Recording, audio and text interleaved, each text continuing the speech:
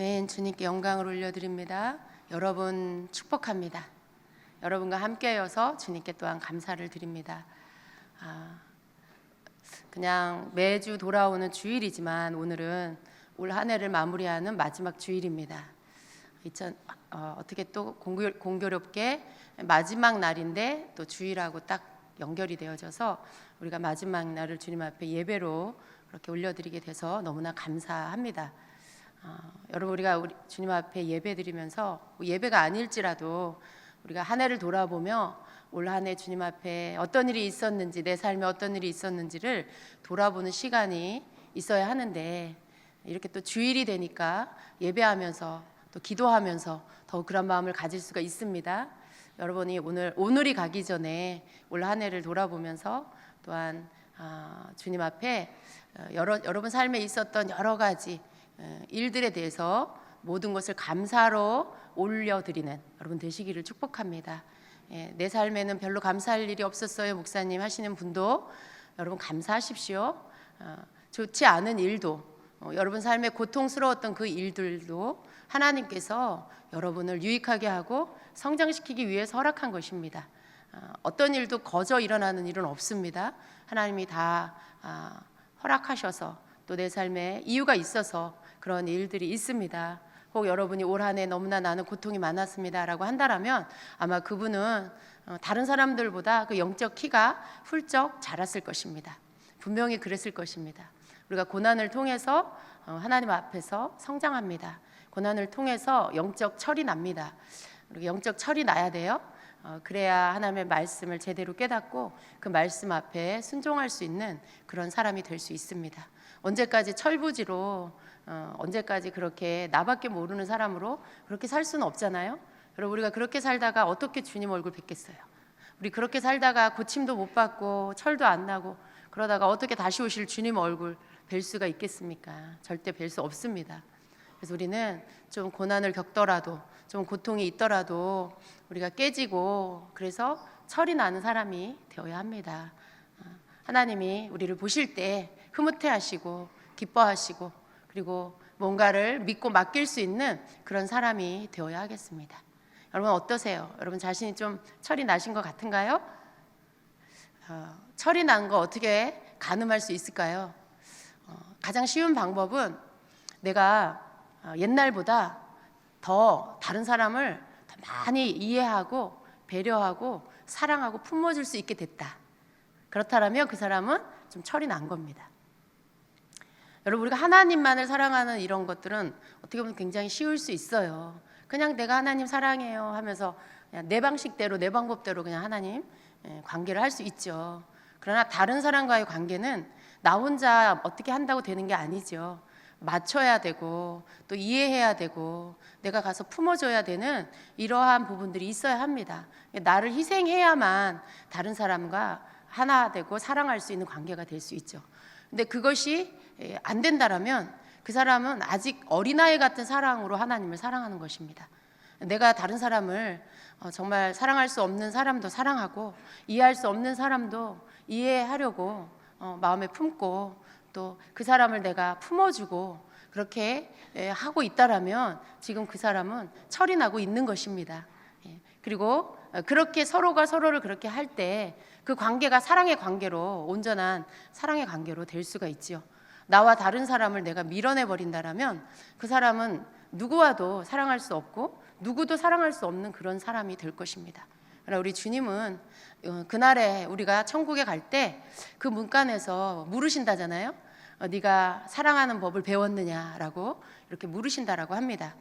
다른 어떤 것이 아니라 네가 많은 사역을 했느냐, 네가 많은 그런 일을 했느냐, 뭐 그런 게 아니라 네가 사랑하는 법을 배웠느냐라고 물으신답니다. 여러분, 우리가 사랑하는 법을 이 땅에서 배우는 것인데 모든 관계와 모든 사건과 모든 일 속에서 결국은 더 많은 사람들을 사랑하는 법을 배우기 위해서 하나님께서 우리에게 그런 모든 것들을 허락하신다라는 것입니다. 그래서 여러분에게 일어나는 여러 가지 일들, 그것이 누구의 잘못이고 누구 탓이고 뭐가 어떻게 돼서 그랬고 라는 많은 이유들이 있지만 주님 앞에 잠잠히 앉아서 주님 앞에 나 자신을 그리고 나와 주님과의 관계 안에서 그 모든 일들을 물을 때 고요하게 들려오는 주님의 음성을 여러분 들으십시오. 네가 용서해라, 그리고 네가 사랑해라 라고 말씀하시는 주님의 음성을 여러분 듣게 되시기를 축복합니다. 주님은 우리에게 그것을 원하세요. 더 많이 넓혀지고 더 많이 우리 자신들의 마음이 확장되고, 그래서 정말 우리에게 허락하신 그것들을 소중하게 여기는 것. 여러분 가정을 소중히 여기십니까? 여러분에게 허락한 가족들을 소중하게 여기십니까? 여러분 내 재물만 소중한 게 아니라 그 재물보다, 그 어떤 집보다, 자동차보다, 내 어떤 사업보다 더 소중한 것은 바로 사람입니다. 우리 주님 다음으로 소중한 건 바로 사람입니다. 영혼입니다. 우리가 그 사람을 내게 특별히 또 붙여주신 그 영혼들을 정말 주님의 마음으로 사랑하는 거, 주님 그걸 원하십니다. 그래서 여러분 가족들을 사랑하세요. 소중히 여기시고요. 아직도 구원받지 못한 가족이 있다라면 끝까지 그가 주님께로 돌아올 수 있도록 기도하세요. 용서하세요. 그래서 주님이 여러분을 통해서 하시고자 하는 그 첫 번째 일들을 완성하실 수 있도록 여러분이 순종해 드리십시오.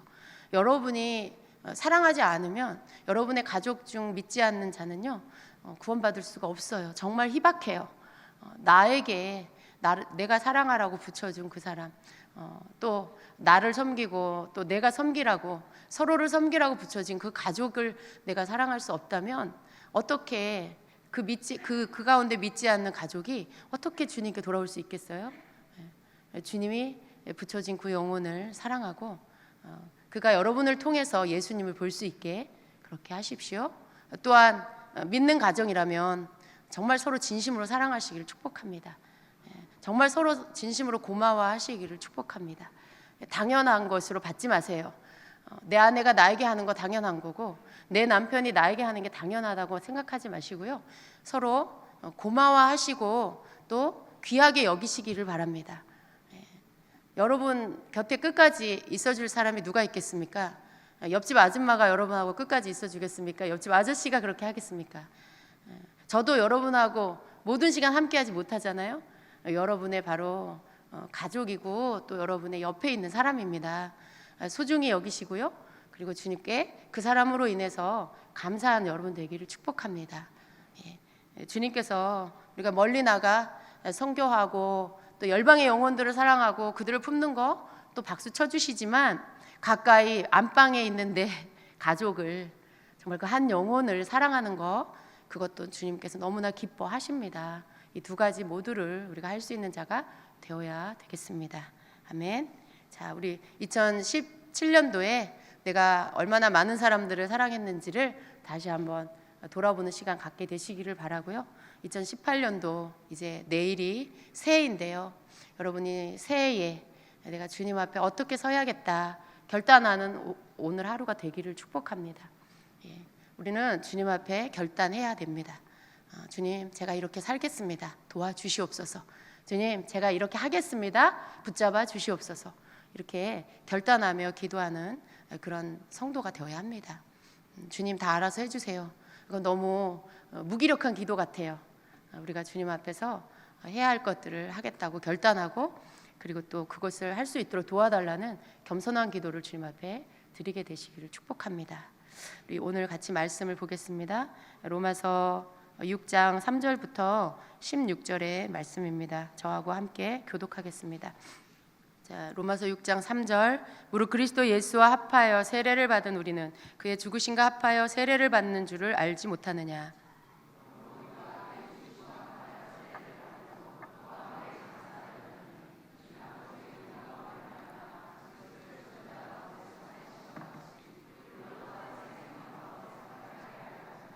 만일 우리가 그의 죽으심과 같은 모양으로 연합한 자가 되었으면 또한 그의 부활과 같은 모양으로 연합한 자도 되리라.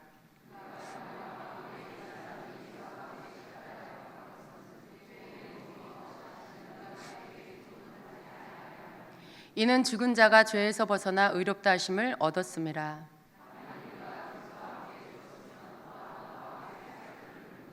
이는 그리스도께서 죽은 자 가운데서 살아나셨음에 다시 죽지 아니하시고 사망이 다시 그를 주장하지 못할 줄을 알미로라.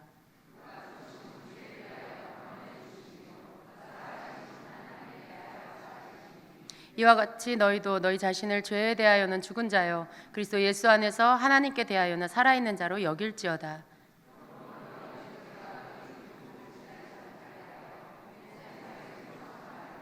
또한 너희 지체를 불의의 무기로 죄에게 내주지 말고 오직 너희 자신을 죽은 자 가운데서 다시 살아난 자 같이 하나님께 드리며 너희 지체를 의의 무기로 하나님께 드리라.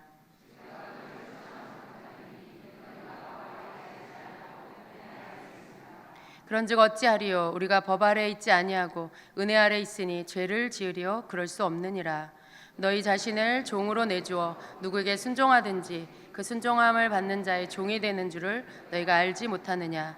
혹은 죄의 종으로 사망에 이르고 혹은 순종의 종으로 의에 이르느니라. 아멘. 자, 여러분 로마서의 말씀입니다. 우리가 로마서로 지금 말씀 묵상을 큐티를 하고 있는데요. 여러분이 큐티가 로마서가 좀 어렵게 느껴지더라도 끝까지 포기하지 말고 기도하시면서 계속해서 묵상해 가시기를 바랍니다. 로마서는 복음 중에 복음이고요. 참된 진리 가운데 여러분을 서게 만들어 주실 것입니다. 그래서 오늘 이 말씀 속에 죄에 대한 부분에 대해서 우리 속에 고쳐야 할 것들이 있습니다. 그래서 말씀을 통해서 우리가 그것을 좀 보려고 합니다. 그래서 오늘 이 말씀이 우리가 죄에 대해서 어떻게 생각해야 하는지에 대한 그런 말씀들을 담고 있는데 그것을 다루기 위해서 먼저 죄가 인류 가운데 어떻게 들어왔는지를 좀 더 살펴보겠습니다. 여러분이 다 알고 계시는 내용이지만 그래도 본문의 내용을 좀 이해하기 위해서 좀 그 부분들, 죄가 인류 가운데 들어온 그 부분들을 다시 한번 짚어보겠습니다. 여러분 인간이 거룩한 하나님과의 관계가 단절된 것은 바로 죄 문제 때문이라는 거 여러분이 아시죠? 거룩하신 하나님과 동산을 거닐며 즐거운 교제를 하던 이 아담이 죄를 지었어요. 그리고 그 죄로 인해서 하나님과 관계가 깨진 것이죠. 그리고 들어온 것이 무엇입니까? 바로 이 죄로 인하여서 인간에게 사망이 이 세상 가운데 사망이 들어오게 된 것입니다. 이 말씀이 로마서 5장 12절의 말씀입니다. 함께 읽어봅니다. 그러므로 한 사람으로 말미암아 죄가 세상에 들어오고 죄로 말미암아 사망이 들어왔나니 이와 같이 모든 사람이 죄를 지었으므로 사망이 모든 사람에게 이르렀느니라 말씀하고 있어요. 이 한 사람 아담의 혈통 아래에서 모든 인류는 아담과 함께 죄인이 될 수밖에 없습니다. 그리고 그 죄의 결과가 바로 사망일 수밖에 없다라고 성경은 말씀하고 있어요.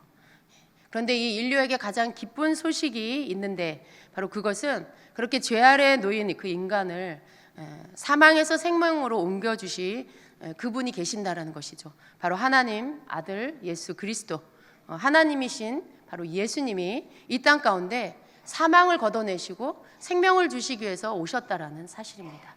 이것이 인류 가운데 가장 기쁜 소식인 것이죠. 로마서 5장 18절에는 이렇게 말씀합니다.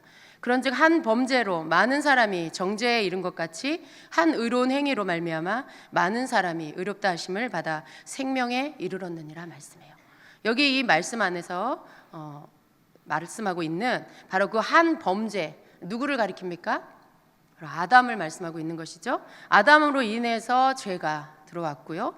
또 한 의로운 행위로 말미암아 많은 사람이 의롭다 하심을 받아 생명에 이르렀다. 바로 이 한 의로운 행위의 주인공이 누구십니까? 바로 예수님이신 것이죠. 한 사람으로 인해서 인류에 죄가 들어왔고 또 한 사람으로 인해서 한 분 하나님이시면서 또한 사람이신 예수님으로 인해서 또한 인류의 생명이 들어오게 됐다라는 것입니다. 오늘 우리가 본 이 본문의 말씀은요. 바로 이러한 죄인인 우리에게 생명을 주시기 위해서 이 땅에 오신 예수님과 함께 연합됨으로 인해서 우리가 이제는 죄에서 자유케 되는 죄에서 해방되어지는 새 사람이 되는 것인데 이 연합 예수님과의 우리의 이 세례를 통한 이 연합에 대해서 말씀을 하고 있어요. 우리가 죄인이라는 것을 알지 못하면 우리가 예수님과 연합하여 의인이 된다라는 것에 대해서 별로 실감할 수 없을 것입니다. 그러나 성령으로 세례를 받고 거듭난 자는 내가 죄인인 것을 깨닫습니다. 그리고 진정한 성령 안에서의 회개를 하나님 앞에 올리고 그리고 죄사함을 받고 그리고 거듭나고 새 사람이 되는 것이죠. 우리가 이렇게 새 사람이 되는 것, 예수님과 함께 세례를 통해서 연합하여 새 사람이 되는 것, 이 연합에 대한 부분을 여러분에게 조금 더 말씀을 통해서 설명을 드리기를 원합니다. 여러분, 이 세례를 통해서 연합하는 것에 대해서 6장 3절에 이렇게 말씀합니다. 한번 같이 읽어보겠습니다. 무릇 그리스도 예수와 합하여 세례를 받은 우리는 그의 죽으심과 합하여 세례를 받은 줄을 알지 못하느냐 말씀해요. 자, 여기 보니까 그리스도 예수와 합하여 세례를 받은 우리는 그의 죽으심과 합하여 세례를 받은 것이다 라고 말씀해요. 언뜻 읽으면 우리가 알고 있는 그 예수님과의 연합이죠. 세례를 통해서 내가 예수님과 연합한 거 물론 틀리지 않습니다. 맞는 말씀이에요. 그런데 이 말씀을 원어로 다시 봤을 때 이 말씀 굉장히 아주 실감나게 표현하고 있다라는 것을 알 수가 있습니다. 이 그리스도 예수와 합하여라고 하는 이 말씀에 합하여라는 뜻이 이 단어가 헬라어의 에이스라는 전치사인데요. 바로 이 뜻이 그 원어의 뜻이 무엇 무엇 안으로 무엇 무엇 속으로라는 그러한 뜻이 있습니다. 그래서 이 원어의 뜻으로 번역을 했을 때 이 흠정역에서는 이렇게 번역을 하고 있는데 함께 같이 한번 보겠습니다. 예수 그리스도 안으로 세례를 받은 우리가 다 그분의 죽음 안으로 세례를 받은 줄을 너희가 알지 못하느냐. 조금 더 실감이 나죠? 우리가 예수님과 합하였다라는 것, 세례를 통해 합하였다라는 뜻과 죽음 안으로 우리가 세례를 통해 죽음 안으로 들어갔다라는 이 말씀은 조금 다르게 다가온다라는 거 여러분 느끼실 수가 있으실 겁니다. 그래서 이어지는 이 4절의 이 말씀 안에는요, 우리가 죽음 안으로 세례를 받아서 그분과 함께 묻혔다라고까지 번역을 하고 있어요. 본문의 개역개정 안에서는 우리가 그와 함께 장사되었나니라고 말씀을 하지만 이 흠정역 안에서는 우리가 그분과 함께 묻혔다라고 이렇게 표현을 하고 번역을 하고 있어요. 여러분 그 장사되는 거 뭔지 아시죠? 우리가 죽고 그리고 장사되는 거, 우리 장례식에서 있는 그런 일이죠. 사람이 죽고 그리고 그것을 그 죽은 사람을 땅에 묻으면 우리가 장사를 지내는 거예요. 그런데 지금 이 성경의 표현이 이 번역의 뜻이 우리가 예수님 안에서 죽는 것을 우리가 예수님 안에서 그분과 함께 죽음을 통과하고 그리고 죽음 안으로 들어가고 그리고 우리가 그 안에서 묻혔다라고 말씀을 하고 있는 거죠. 그래서 4절의 말씀을 흠정역으로 보면 이렇습니다. 그러므로 우리가 죽음 안으로 세례를 받아 그분과 함께 묻혔나니 라고 말씀해요. 여러분 지금 누가 묻힌 거예요? 누가 죽은 거예요? 예수님이 죽으시고 예수님이 묻히셨는데 그분과 함께 내가 죽고 내가 묻혔다라고 말씀하고 있는 거예요. 여러분이 묻혔습니다. 끔찍하게 느껴지죠? 근데 지금 왜 이렇게 아주 실제적인 단어를 쓰고 있냐면 정말 우리가 죽었기 때문에 그렇고요. 정말 우리가 예수님과 함께 묻혔기 때문에 그렇습니다. 근데 우리가 그냥 개역개정 성경으로 읽으면 이게 그렇게 와닿지 않아요. 예수님과 우리가 연합했구나, 우리가 예수님과 함께 죽고 살았구나, 그냥 이렇게 의미적인 부분으로만 다가옵니다. 그러나 실제로 원어로 보면 우리가 진짜 예수님과 죽었고 묻혔고 라고 이렇게 표현을 하고 있어요. 제가 이렇게 여러분에게 설명을 드리는 이유는요, 우리의 죽음이 정말 실제적인 것이라는 것을 여러분 다시 한번 깨달으라고 말씀을 드리는 것입니다. 그냥 추상적인 어떤 의미적인 것으로만이 아니라 실제로 우리의 옛사람이 예수님과 함께 십자가에서 죽었고 그리고 묻혔다라는 것을 여러분 꼭 기억하라는 그러한 뜻입니다. 그러한 말씀입니다. 그래서 여러분은 죽었습니다. 그래서 우리가 예수님과 함께 죽었고 그리고 묻혔다라는 것을 성경에서는 말씀을 하고 있는 것입니다. 우리의 죄에 대해서 죽었다는 것을 지금 이렇게 리얼하게 표현을 하고 있는 거예요. 그리고 또한 이어지는 5절의 말씀 안에서는 우리가 예수님과 함께 죽을 뿐만 아니라 동일하게 부활에 대해서도 동일한 모습으로 그 생명을 얻게 된다라는 것을 말씀하고 있어요. 그래서 5절 말씀이 만일 우리가 그의 죽으심과 같은 모양으로 연합한 자가 되었으면 또한 그의 부활과 같은 모양으로 연합한 자가 되리라라고 말씀해요. 우리의 죽음도 예수님과 동일한 것이고 또 우리의 부활도 예수님과 동일한 것이 된다라는 그 말씀인 거죠. 여러분 이것을 믿으십니까? 네, 정말 여러분 다시 한번 이 말씀을 믿으시고 붙잡으시기를 축복합니다. 6절에 보면 우리가 익히 알고 있는 단어가 나와요. 그러면서도 잘 모르겠는 그런 단어가 나옵니다. 바로 옛사람이라는 단어가 나옵니다. 6절의 말씀을 한번 같이 봅니다. 우리가 알거니와 우리의 옛사람이 예수와 함께 십자가에 못 박힌 것은 죄의 몸이 죽어 다시는 우리가 죄에게 종노릇하지 아니하려 함이니 라고 말씀해요. 여기 보니까 우리가 알거니와 우리의 옛사람이 예수와 함께 십자가에 못 박혔다. 예수와 함께 십자가에 못 박힌 것은 죄의 몸이 죽어 다시는 우리가 죄에게 종노릇하지 않기 위함이다 라고 말씀해요. 여러분 지금 이 말씀 어렵지 않지요? 그대로 무슨 뜻인지 이해가 되시지요? 여러분 이해할 뿐만 아니라 믿으십시오. 우리가 이 말씀을 믿어야 합니다. 지금 여기에 나오는 이 옛사람은 무엇을 말하는 것일까요? 여러분 옛사람, 옛날에 그 사람입니까? 여러분 과거를 묻지 마세요라고 할 때 여러분의 과거에 그 사람입니까? 여러분 우리 속에는 두 사람이 있었어요. 옛사람이 있었고요. 그리고 지금 새 사람이 있습니다. 그래서 다 나이지만 또 그 옛사람도 나고 새 사람도 나인 것이죠. 그러나 이제 하나님의 말씀을 보니까 우리 안에 있는 이 옛사람이 죽었다라고 말씀해요. 죽고 있다가 아니고요. 죽을 것이다가 아니고요. 죽었다라는 과거 완료형입니다. 우리 속의 옛사람이 죽었다라는 이 말씀 그대로를 여러분이 믿으십시오. 예수님과 함께 십자가에 못 박혀서 죽었다고 말씀합니다. 예수님과 함께 죽고 그리고 그 세례를 통하여서 연합됨으로 인해 예수님이 죽으실 때 죽고 묻히실 때 묻혔던 그 사람이 바로 나의 옛사람이라는 것입니다. 여러분 옛사람 죽었습니까? 우리 알아요. 말씀으로 이론적으로 옛사람이 죽었다라는 거 설교 말씀 듣고 알아요. 그런데 정작 내 자신이 나를 바라볼 때 내가 정말 옛사람이 죽었나? 라고 의심이 드는 의심스러운 내 모습이 너무나 많기 때문에 그래서 성도님들이 아멘을 못하는 경우가 많이 있습니다. 그렇죠 여러분. 옛사람이 분명히 죽었는데 오늘 아침에도 나는 혈기 부리고 왔어. 옛사람이 죽었는데 난 오늘 아침에도 짜증 부리고 막 성질내고 온 거죠. 그러니까 양심이 걸려서 내가 옛사람 죽었습니다라고 하는 말에 아멘할 수가 없고 인정할 수가 없는 것이죠. 물론 여러분 이것이 지금 현재 많은 성도들 속에 있는 생각입니다. 제가 오늘 이 부분에 대해서 여러분의 생각을 바꿔주기를 원합니다. 여러분 여전히 여러분에게 남아있는 옛사람의 모습이 있습니다.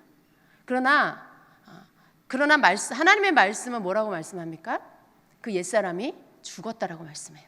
예수님 십자가에서 죽으실 때 함께 죽었다. 내가 성령으로 예수님과 함께 세례로 연합될 때 그것이 죽었다라는 것, 그것이 내 개인적인 죽음이 되었다라는 것을 성경은 말씀하고 있어요. 그렇다면 여러분 지금 나타나지고 있는 여러분 앞에 보여지는 여러분 자신의 그 현상으로 나타나지는 여러분의 모습이 진짜입니까? 아니면 하나님의 말씀이 진짜입니까? 정말 그렇습니까? 오늘 아침에 승질 부린 그게 진짜 아니에요? 헷갈리죠? 그것도 진짜고 하나님 말씀도 진짜 같으지요. 왜냐하면 눈에 보이니까 그 혈기 부리는 내 모습이 내 눈에 보이고 그 감정이 내가 느껴지니까 그게 진짜 같죠. 근데 여러분 하나님의 말씀이 법입니다. 법으로 말씀하고 있어요. 너의 옛사람이 죽었다. 성령 안에서 거듭날 때 세례로 예수님과 연합될 때 너의 옛사람이 죽었다라고 말씀하고 있는 것입니다. 그래서 우리는 나타나지는 현상을 믿는 것이 아니라 하나님의 법인 하나님의 말씀을 믿어야 합니다. 왜냐하면 하나님의 말씀은 어제나 오늘이나 영원토록 동일하신 살아계신 하나님의 말씀이에요. 그래서 이 말씀은 영원합니다. 1.1핵도 떨어지지 않습니다. 하나님의 말씀이 그래서 우리의 법이 되는 것입니다. 근데 이 법이 뭐라고 말씀하냐면 너의 옛사람은 죽었다라고 말씀하고 있는 거예요. 그러니까 우리는 법적으로 옛사람이 죽은 그런 사람입니다. 그리고 동일하게 예수님의 다시 사심으로 인해서 우리가 다시 새 사람으로 산 그러한 새 사람인 것입니다. 이게 여러분의 법적인 신분이에요. 여러분 법적으로 신분 굉장히 중요하죠. 여러분이 법적으로 정말 아주 특별한 그런 사람, 우리나라 재벌의 알고 봤더니 잃어버린 손자였다더라. 무슨 드라마 스토리 같으죠? 여러분이 오늘 당장 먹을 것도 없는데 집도 없어서 정말 노숙 생활을 한다고 가정을 해봅시다. 그런데 나중에 알고 봤더니 삼성가에 잃어버린 손자더라, 손녀더라. 이러면 여러분 그 신분으로 인해서, 여러분의 그 법적인 신분으로 인해서 여러분이 바뀌어지는 것이죠. 여러분이 지금 집도 없는 그러한 모습이 현실이지만 여러분의 법적인 신분에 의해서 진짜 여러분의 모습은 삼성가의 손자인 거예요. 마치 그런 것처럼 여러분은 그것보다 더 좋은 하나님 나라에 지금 그 죄로 가득한 그 죄인의 그 옛사람의 신분에서 그 신분이 이제 끝나고 하나님 나라의 법으로 여러분의 그 옛사람이 죽고 새 사람이 되었다라는 거예요. 신분이 바뀌었다라는 것입니다. 그래서 지금 나타나지고 있는 현상적으로 여러분이 혈기 부리고 승질 내고 욕심 부리는 그 모습이 여러분 진짜가 아니라 여러분의 신분은 법적으로 여러분의 신분에 기록된 대로 여러분은 그 옛사람이 죽고 새 사람이 되었다는 것입니다. 그래서 우리가 붙잡아야 하고 우리가 믿어야 할 그 말씀은 바로 말씀에서 나의 신분을 정해주고 있는 바로 그것을 내가 붙잡아야 한다는 것입니다. 그래서 여러분 믿으십시오. 여러분의 옛사람은 죽었습니다. 그리고 여러분은 새 사람이 되었습니다. 옛날에 그 사람은 누구예요? 불순종하고 자기밖에 모르고 자기 자아가 시키는 대로 순종해서 따라가는, 자기 정욕이 시키는 대로, 죄의 정욕이 충동질하는 대로 따라가는 그러한 아주 자기에게 충실한 그런 사람이었어요.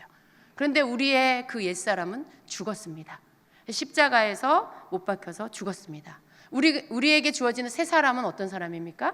이제는 더 이상 그런 정욕에 순종하는 자가 아닙니다. 이제 더 이상 이젠 그러한 자가 아닌 것입니다. 하나님의 말씀은 우리가 옛사람이 죽었다라고 말씀해요.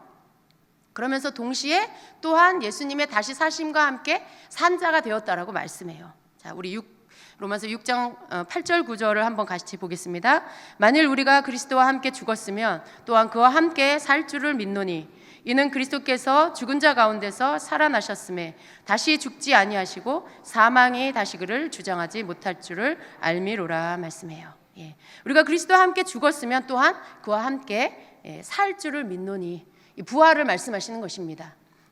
그래서 여러분 우리 이것을 믿어야 합니다. 이제 우리는요 예수님과 함께 생명을 같이 하는 자예요. 예수님 안에 있는 생명이 우리 안에 들어왔고요. 이제 우리는 더 이상 옛사람의 그 신분 안에 아닌 새 생명 안에서 예수님에게로부터 오는 그 생명을 가진 자로서 우리가 지금 존재하고 있는 것입니다.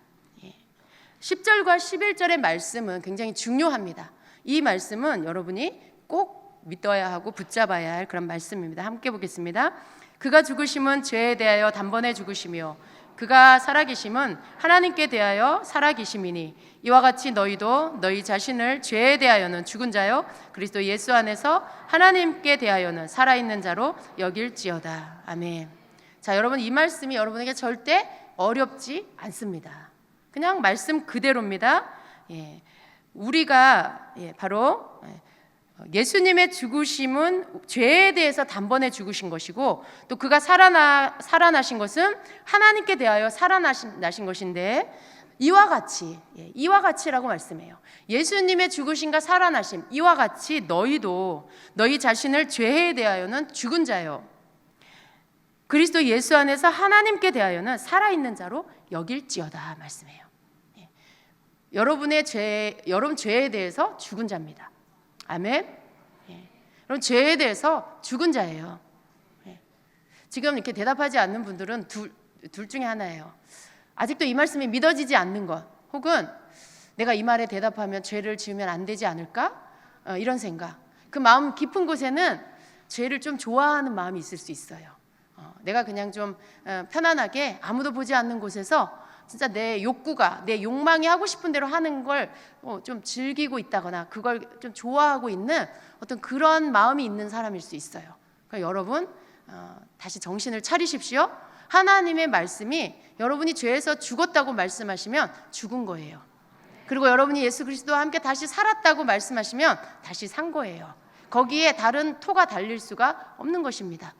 여러분이 가지고 있는 그러한 거짓된 마음은요, 바로 여러분이 죄에 대해서 분명한 어떤 진리의 말씀을 가지고 있지 못하기 때문에 계속해서 허용하고 문을 열어주어서 죄가 여러분을 속이게끔 만든 어떤 그런 틈인 것입니다. 네, 여러분, 오늘 여러분의 생각을 말씀에 가지고 와서 다시 바꾸시기를 축복합니다. 이제껏 가지고 있었던 죄에 대한 그런 느슨한 마음들을 여러분이 이제는 끊어버리시고요, 이제 다시 죄에 대해서 정리하시기를 바랍니다. 죄는 죽었습니다. 그리고 여러분은 다시 하나님 안에서, 그리스도 안에서 다시 살아난 자들입니다. 하나님의 말씀은요, 이와 같이 너희도 너희 자신을 죄에 대하여는 죽은 자요 그리스도 예수 안에서 하나님께 대하여는 살아있는 자로 여길지어다라고 말씀해요. 이 말씀이 말씀 끝에 약간 갸우뚱합니다.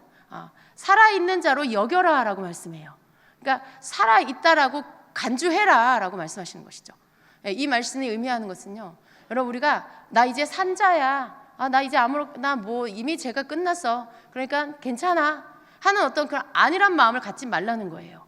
여러분, 우리가 살아있는 자로 여긴다라고 할 때 우리는 생명을 가진 자, 죄와 상관없는 자, 예수 안에서 다시 산 자로서 계속 진행되고 있는 거예요. 내가 그러한 자라고 계속 내가 여기면서, 내가 그러한 자라는 것을 인식하면서 살아야 한다라는 것입니다. 그런데 내가 죄에 빠지면서 내가 살아있는 자라고 생각할 수 없죠. 내가 죄를 사랑하면서 난 살아있는 자야 라고 간주할 수는 없는 것입니다. 내가 나를 살아있는 자라고 여길 때에 계속해서 죄를 내가 밀어내고 죄에 대하여서 하나님이 내게 주신 법을 선포할 수 있다는 것입니다. 여러분, 내가 살아있는 자라고 여길 때 죄에 대하여 무엇을 선포할 수 있을까요? 나는 죄에 대하여 죽었다. 예수 그리스도 안에서 예수님과 함께 내 죄가 십자가에서 죽었다라고 말할 수가 있는 것입니다. 여러분, 죄가 여러분에게 찾아오지요. 죄가 여러분을 유혹하지요. 제가 여러분의 욕망을, 육체의 욕망을 충동질하지요. 이 본능을 따라 욕구를 채우게 하려고 죄가 여러분을 충동질할 때가 많이 있습니다. 근데 우리가 해야 될 것은 무엇이냐면 하나님의 법을 가져다가 죄를 향하여서 이제 너가 있어야 할 것이 어딘지를 분명하게 말씀을 통해서 보여줘야 하는 것입니다. 이제 죄가 죽었다라는 것을 죄에게 알려줘야 하고요. 그래서 더 이상 너는 나를 유혹할 수 없다라고 가르쳐줘야 합니다. 왜냐하면 여러분이 속고 있기 때문에 죄는 끊임없이 여러분에게 계속해서 속임수를 사용합니다. 그러나 여러분이 이제는 하나님의 말씀이 깨달아졌고 하나님의 말씀을 여러분이 붙잡게 되어져서 그 말씀을 믿게 되어져서 더 이상은 내가 너의 거짓된 속임수에 속지 않는다라는 것을 죄에게 여러분이 보여줄 필요가 있는 것입니다. 사단은요, 죄를 통해서 사람에게 죄를 통해서 타고 들어와서 완전히 이 몸을 정복합니다. 군림합니다. 완전히 지배합니다. 근데 여러분, 그것을 어떻게 하냐? 바로 여러분 자신이 죄에 대해서 허용해 주기 때문에 그런 일들이 일어나는 것입니다. 그런데 사단이 두려워하는 게 뭐예요? 하나님의 말씀이에요. 우리가 하나님의 말씀을 바로 알아서 이 말씀을 가지고, 이 법을 가지고 나에게 적용할 뿐만 아니라 사단에게, 죄의 근원이 된 그 사단에게 이것들을 제시할 때 사단도 여러분을 더 이상 속일 수가 없게 되는 것입니다. 그래서 여러분, 우리가 6장 12절의 말씀을 한번 함정역으로 한번 같이 보겠습니다. 자, 같이 한번 읽어볼까요? 그러므로 너희는 죄가 너희의 죽을 몸 안에서 군림하지 못하게 하여 몸의 정욕 안에서 죄에게 순종하지 말고. 지금 제가 함정역으로 본 것인데요, 지금 이 말씀을 가만히 보면 죄를 하나의 인격체로 묘사를 하고 있다는 것을 볼 수가 있어요. 마치 사람의 몸을 이용해서 자신의 왕국을 이루는 나라의 군주 같다라는 그런 생각이 듭니다. 죄는 몸의 정욕을 이용해서 죄를 짓게 해요. 지금 이 말씀 속에서 보면 너희는 죄가 너희의 죽을 몸 안에서 군림하지 못하게 해라. 지배하지 못하게 해라. 예. 몸의 정욕 안에서 죄에게 순종하지 말아라. 이렇게 말씀해요. 예. 죄에게 순종하지 말아라. 예. 우리가 보통 생각할 때 순종은 누구에게 하는 거예요? 인격체에게 하는 거 아닙니까? 근데 지금 죄에게 순종하지 말라고 말씀을 하고 있어요. 먼저 알아야 될 거예요, 여러분. 이 몸의 정욕 안에서 죄에게 순종하지 말아라. 이 몸의 정욕은 무엇입니까? 정욕이란 모든 육체적인 욕망뿐만 아니라 절제되지 않은 잘못된 모든 욕망들을 다 포함합니다.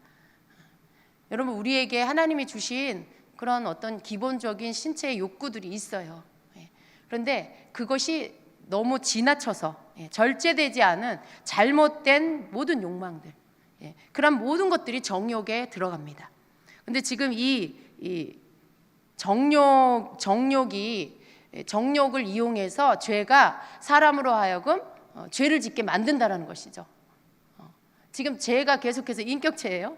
이 죄가 결국은 정욕을 충동질해서 사람의 몸에 들어와서 죄를 짓고, 그다음 나중에 어떻게 합니까? 이 사람의 몸을 이 몸에 군림하게 된다. 다시 말해서 이 몸을 지배하게 된다는 것이죠.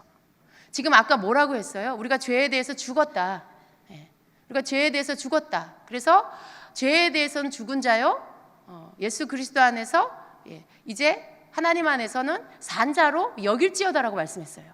그러면 이제 우리는 산자인 것이죠. 우리는 계속해서 산자인 거예요.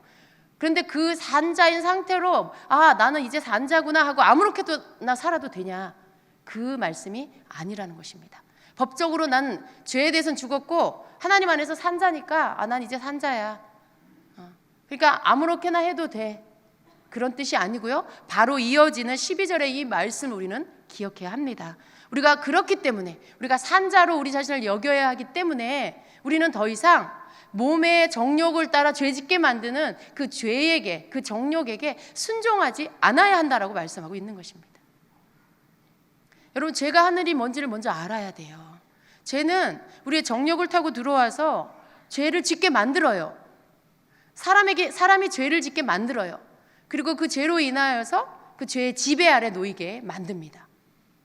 죄의 문을, 그 문이 열려서 들어오게 만드는 건 누가 하는 걸까요? 여러분 자신, 우리가 하는 거예요. 성도들의 생각 안에 무엇이 있냐면 바로 이런 생각이 있어요. 예수님이 나를 위해 십자가에 죽으시고 부활하셨지만 나는 여전히 육신 가운데 있기 때문에 죄에 대해서 온전히 자유할 수는 없어. 내가 죽을 때나 죄에서 자유할 수 있을 거야. 혹시 그렇게 생각하신 분 손들지 마세요. 굉장히 많은 숫자의 성도님들이 이런 생각을 하고 있어요. 그래서 죄를 생각에서부터 허용해요. 나는 육신을 입고 있기 때문에 죄를 지을 수밖에 없어. 나는 내가 눈에 흙이 덮여야 그제서야 죄에서 온전히 자유할 수 있을 거야. 이렇게 생각해요. 그러니까 그 잘못된 생각을 타고 사단은 계속해서 여러분을 유혹해요. 정욕을 충동질해요. 그리고 뭐라고 말하게 만들어요? 나는 어쩔 수가 없어. 내가 육신을 입고 있기 때문에 죄를 이길 수가 없어. 이렇게 말하면서 그 정욕을 받아들이고 충동질하는 그 죄의 유혹을 받아들이게 만들죠. 지금 이 로마서 6장 12절의 말씀은 뭐예요?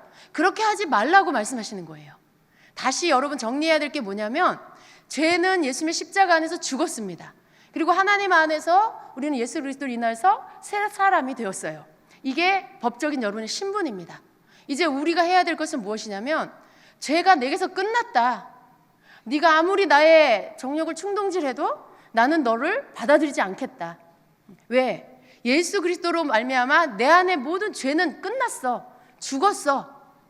나는 내 육신이 살아있기 때문에 죄가 살아있는 줄 알았어. 근데 말씀을 보니까 죄는 죽었어. 하나님의 말씀이 죄가 죽었다고 말씀해. 죄가 장사 지냈어. 나와 함께 예수님과 내가 함께 죽었고 묻혔고, 그래서 이미 장사 지내서 끝났다고 말씀하고 있어. 너 죄야. 이제 너는 나와 상관이 없어. 너는 날 유혹할 수 없어. 나는 하나님께 순종할 거야. 이게 성도가 죄에 대해서 반응해야 할 태도라는 것입니다. 이건 굉장히 다른 거예요. 나는 어쩔 수가 없어. 육신을 입은 인간이야. 이 말은요, 원수가 여러분에게 가져다 준 속임수입니다. 사단이 여러분으로 하여금 죄를 허용하게 만들려고 가져다 준 거짓된 속임수라는 것입니다. 그럼 하나님의 말씀은 예수님이 이미 우리의 모든 죄를 다 십자가에서 끝내주셨고, 그래서 죄가 죽었고, 그래서 우리는 우리에게 이제는 예수님과 연합한 자에게는 죄를 이길 힘을 주셨다는 것입니다. 죄를 이길 힘을 주셨을 뿐만 아니라 우리는 이제 예수 그리스도 안에서 새 사람이 되었다는 거예요. 옛사람은 죽고 새 사람이 되었다는 것입니다. 여러분에게 여전히 남아있는 그러한 옛사람의 이런 습관들을 옛사람이라고 속지 마십시오. 그건 여러분에게 남아있는 어떤 습관들이에요. 그건 신분이 법적으로 바뀌었는데 여전히 노숙자 생활을 하던 그 노숙자 생활이 아직도 몸에서 벗어지지 않아서 삼손가의 그러한 재벌이면서도 여전히 그렇게 노숙자로 살았던 그런 생활의 습관들이 남아있는, 마치 거지와 왕자의 두 사람이 신분이 바뀌어서 그랬던 것처럼 여러분, 그런 여러분의 옛사람 습관이 남아있는 거죠. 그러나 죽었습니다. 그 습관을 향해서 선포하십시오. 너는 이제 다 죽었고 이 모든 습관들은 이제 더 이상 내가 더 이상 순종하지 않으므로 나는 더 이상 이것들을 너를 따르지 않으므로 나는 이제 더 이상 너를 거부한다. 여러분, 이러한 여러분의 반응, 여러분의 태도가 필요하다라는 것입니다. 그래서 하나님의 말씀은요, 성도가 죄에 대해서는 죽었고 생명에 대해서는 살았다는 것을 믿고, 그리고 더 이상 육신의 정욕에 순종하지 말라라는 것이에요. 더 이상 그것을 따라가지 말라라고 말씀하는 것입니다. 죄가 들어와서 내 삶을, 내 몸을 지배하지 못하도록 여러분 더 이상 죄의 정욕에 순종하지 말라고 말씀을 하고 있는 것입니다. 이해가 되시죠? 예. 그래서 하나님은 예수 그리스도를 통해서 우리에게 죄의 속박을 끊어 주셨습니다. 우리는 이제 우리 자신의 죄에 묶여서 제가 시키는 대로 하지 말아야 합니다. 이것을 여러분이 오늘 깨달아야 합니다. 몸의 정욕이 시키는 대로 하지 말아야 합니다. 오히려 이제 죄가 들어오기 전에 처음부터 우린 누구 거예요? 하나님 거예요. 원래 우리 주인이 누구예요? 하나님이세요. 원래 아담이 죄 짓기 전에 하나님과 동산에서 산책하고 거닐고 교제했어요. 원래 우리의 위치가 거기입니다. 그래서 우리의 주인이 하나님이세요. 그래서 우리는 원래 처음부터 우리의 주인이신 하나님께 순종함으로 나를 의의 도구로 하나님 앞에 드려야 하는 것입니다. 그래서 13절에는 이렇게 말씀합니다. 우리 함께 읽겠습니다. 또한 너희 지체를 불의의 도구로 죄에게 내주지 말며 오직 너희 자신을 죽은 자들로부터 살아난 자로서 하나님께 드리고 너희 지체를 의의 도구로 하나님께 드리라. 아멘. 예, 그렇습니다. 여러분, 우리가 더 이상 우리의 지체를, 우리의 몸을 죄에게 내어주지 말아야 합니다. 오직 우리 자신을 죽은 자들로부터 살아나게 하신, 이미 우리가 이렇게 살아난 자로서 하나님 앞에 순종함으로 우리 지체를 의의 병기로, 의의 도구로 드려야 한다는 것입니다. 그게 바로 하나님의 뜻에 순종하는 것. 이게 우리가 하나님 앞에 나를 의의 도구로 드리는 거예요. 그러므로 우리는 하나님의 은혜로 죽은 자가, 하나님의 은혜로 우리가 죽은 자였죠. 죽었던 내가 더 이상 이제 죽은 자가 아닌 산 자가 되었다는 것을 믿으시고요. 이제 죄가 우리를 지배하지 못하도록 죄에게 순종하지 마시고 하나님 앞에 순종해서 하나님의 의의 그러한 도구, 내가 산자로서 산자로 여기는 나 자신이 해야 할 일, 그것은 바로 하나님 앞에 순종하는 것. 바로 그것이 저와 여러분이 해야 할 일이라는 것을 여러분 꼭 믿으십시오. 그리고 하나님은 우리가 그렇게 할 수 있게 만들어 놓으셨어요. 여러분, 예수님과 연합하셨습니까? 성령 안에서 거듭나셨습니까? 이제 우리는요, 하나님 앞에 순종할 수 있는 힘이 우리 안에 있어요. 죄를 이길 능력이 우리 안에 있습니다. 하나님은요, 우리에게 너 죄에 대해서 죽었어, 너는 이제 다시 산 자야 라고 말씀하시는데, 법은 그런데 정작 우리에게 그런 능력이 없는데 법만 그렇다. 그건 여러분 아무런 힘이 없는 법이에요. 그렇지 않습니다. 하나님은 우리에게 법으로 정하신 이 모든 것들을 실제적으로 우리 속에 능력으로 나타나도록 우리 안에 그 능력을 주셨습니다. 성령 안에서 우리는 죄를 이길 수 있는 능력을 가진 자들이에요. 하나님의 말씀을 믿을 때 그 믿음의 능력이 발휘가 됩니다.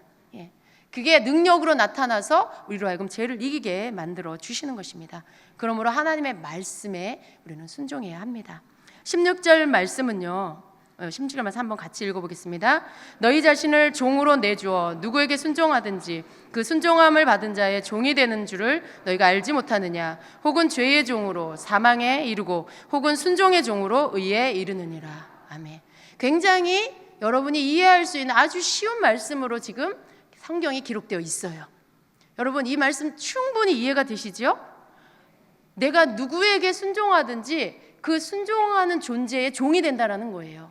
우리가 죄에게 순종하면 죄의 종이 되고, 하나님께 순종하면 하나님의 종이 되고, 그렇죠? 우리가 의에 순종하면 의의 종이 되고, 그 말씀인 거예요. 너무나 원리적인 말씀인 것이죠. 여러분, 누구의 종이 되기를 원하십니까? 하나님의 종, 의의 종, 예수 그리스도의 종.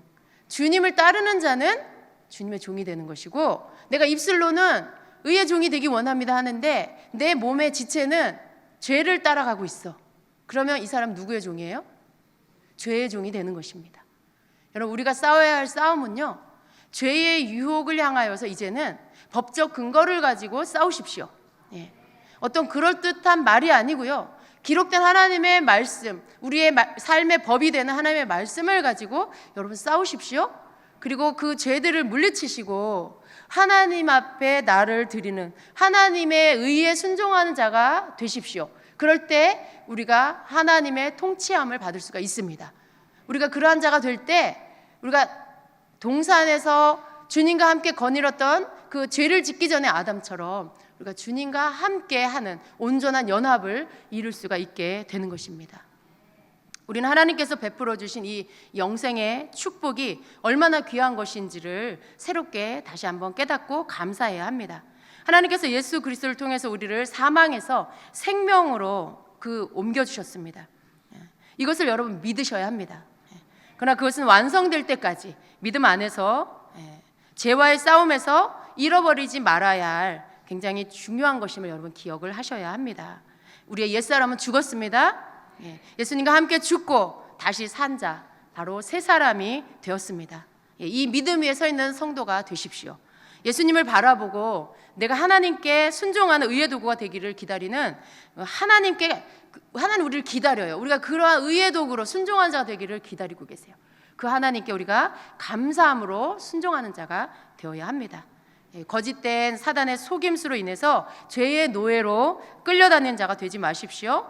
죄를 향하여서 더 이상 나는 옛사람이 아니라고, 내 옛사람은 죽었다라고 가르쳐 주시고 선포하십시오.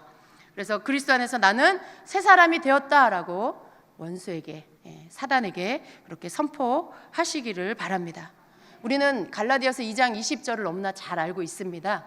여러분, 그 말씀은 지금 오늘 들은 이 말씀을 거기 안에 담고 있는 거예요.